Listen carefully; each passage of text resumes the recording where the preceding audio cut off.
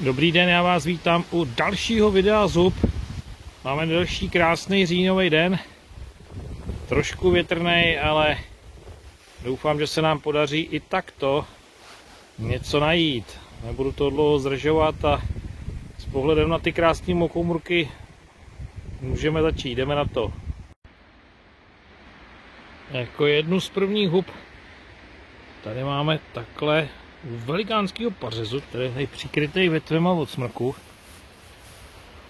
Dejte se na to takovýhle trošku většího hřiba. Dejte se na ně.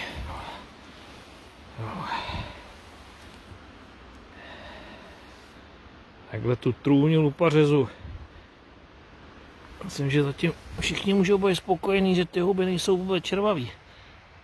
Což je moc dobře. No hned vedle. Tady je vlastně ten pařez, u kterého jsme byli. Vedle tady máme dalšího krasavce.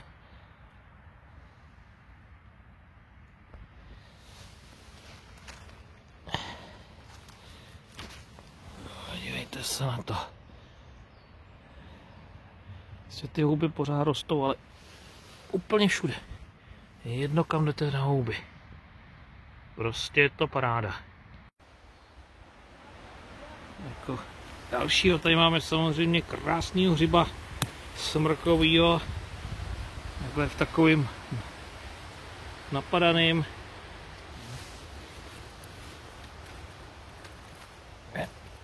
Jenom se na to podívat. Už je takový starší, ale ještě vypadá dobře.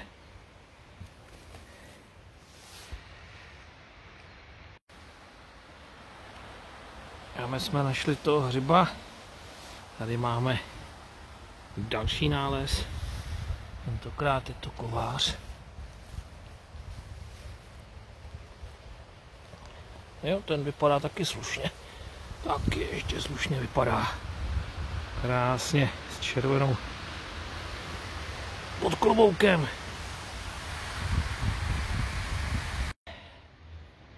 Dneska je trošku problém s tím natáčením, protože je velký vítr, já vůbec nevím, jestli mě uslyšíte.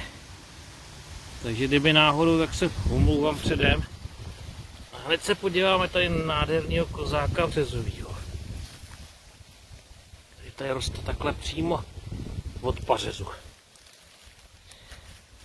Přímo od pařezu. Víte se, na nějaký nádherně prostě vybarvený.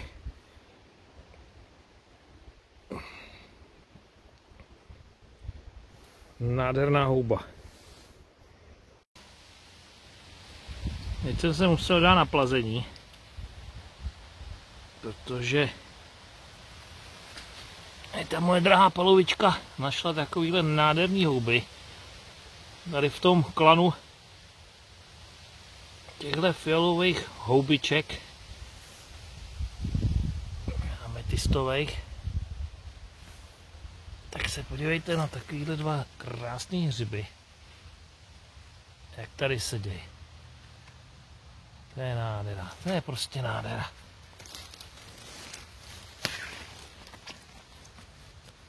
I lakovky jsou tady úplně úžasný u toho.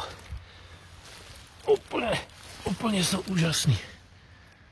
Ty lakovky jsou nádherný. Ty se povedly. Já si to vezmeme. Když se odplížíme. Aby jsme se na ně podívali lepší. Je to moc pěkný. Máme tady dalšího hřiba, který se nám tady takhle ukrývá pod břízou.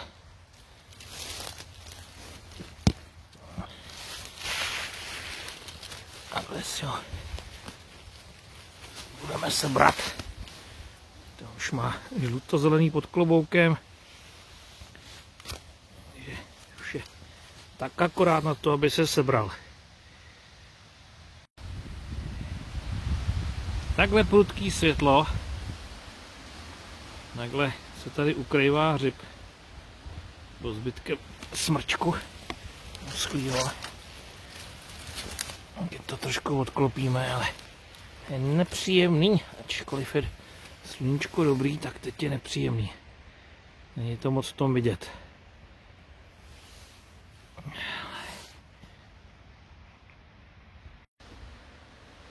A i takhle pod doubkem. Tady máme takovou trojičku kovářů. Ty dva už jsem vyndal, ty nebyly vůbec vidět. Tady máme takového krásného většího. Dívejte se na ně. Dívejte se na ně. Tak jsou ještě nádherní. Jsou krásné houby.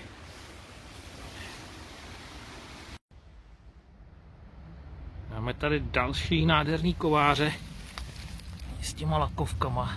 Taky tady hezky na sluníčku se tady takhle opalujou.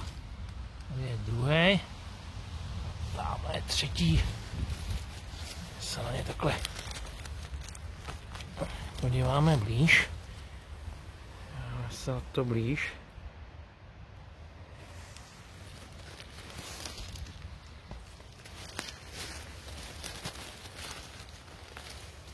Jo. Ještě ten třetí. Si budeme muset doplížit trošku. Tak. Tak to vypadá v košíku dobrý. Takže tam dáme ještě tyhle ty 3 kousky. Tak to máme zase pro změnu hřiba smrkovýho. Takovýhle kousek. Nějaký už má žluto-zelený rourky. Ale pořád výborný. Zatím červavost stále 0. Což je fakt moc dobrý. A dost nezvyklý teda. A tady máme zase po dlouhé době hřiba smrkovýho. Takhle krásně je tady v listí pod dubem. Vidíte se na něj. Je to nádherná houba. Nádherná houba. Co v košiku? Tam máme tašku s václavkama. Taky máme ještě 2 košík, už bude plný za chvilku. A uvidíme, co naplníme.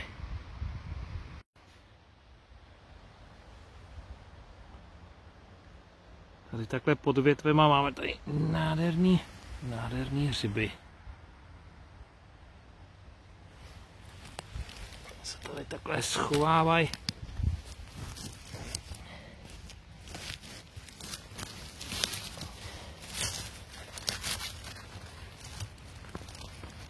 Jo, ty lesní hrabance. To je nádhera, to je nádhera. Ale tamhle ten bude exkluzivní. Tak se půjdeme podívat i na toho druhýho krasavce. A moje drahá polovička tam začala ječet, protože tam něco našla velkýho. Když se tam za chvilku přesuneme. No ale tohle to taky stojí za to teda. To je banďur. Takhle ještě zavostříme pořádně. To jsou chlapáci. To jsou chlapáci.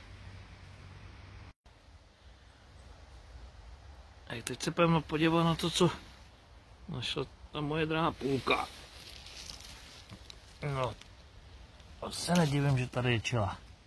Podívejte se na ten gigařib. Jo. Ale ten bude, hele.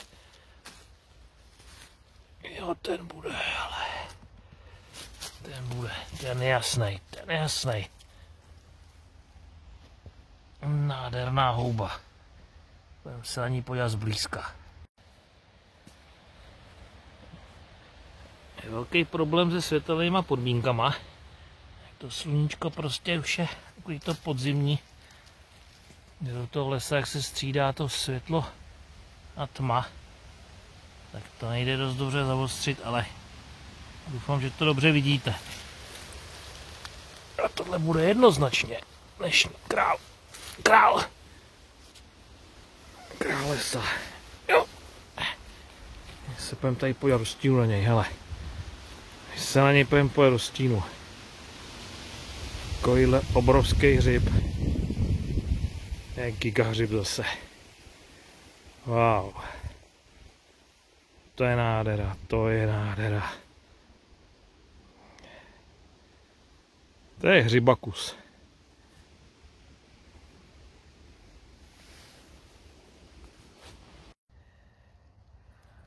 Máme tady další nádheru. Pojďte se podívat na dalšího velikýho hřiba. Tentokrát rozměrově, do šířky, ne do výšky. Podívejte se na něj. Jaká je to nádhera. Jo. Jo. Zase si na to stoupneme. Aby jsme se na něj mohli dobře podívat, ale ani ho neobejmu pěstí. Takhle celým zápěstím. Plná nádhera. Kde se ten druhý, jak tady svítí, ale v tom košíku. Jako ho, jděte se, když to tam dám. Tak to je bomba na závěr. A jsme našli toho hřiba, kterýho jsme vlastně teď vyndali. A hned kousek je další skvělá houba. Veliká, a to je hřibkovář. Pojďte se, ten je taky takový veliký. Tak je veliký. Tak je veliký. Jo. Teda to jsou kousky na konci, ale podívejte se na ty obrovský houby. No je to nádhera, je to nádhera. Tamhle jsou krásný Václavky, tady jsou krásný muchomůrky a to je takový nádherný hřib smrkovej. Se na něm půjdeme rovnou podívat. Taky vypadá trošku, že bude větší. Mohl být větší, jo. Taky, že bude. No, to je pastva, ale tady se páme ještě z druhé strany. Můžeme se podívat tady za sebe. Tady je něco ještě mnohem nádhernějšího. Tohle to je luxusní kovář, ale ten je teda. To je nádhera. Budeme se na něj taky podívat. Jdeme na tohleto krasavce podívat. Ještě jednou se ho takhle přiblížíme. A to je další gigahouba. Jo. Akorát, že je to hřibkovář, že? Dejte se na to. To je obrovská houba. Tady jsme našli nádherný teďkon houby a hřiba kováře. A máme tady další dvojičku. Tenkrát je to kozák březový s takovým nádherným kovářem hned vedle. Pojďte se na to. To je skvělý prostě. Takhle vedle dvě takovýhle nádherný houby. Krásný kozáček. A takovýhle ale giga.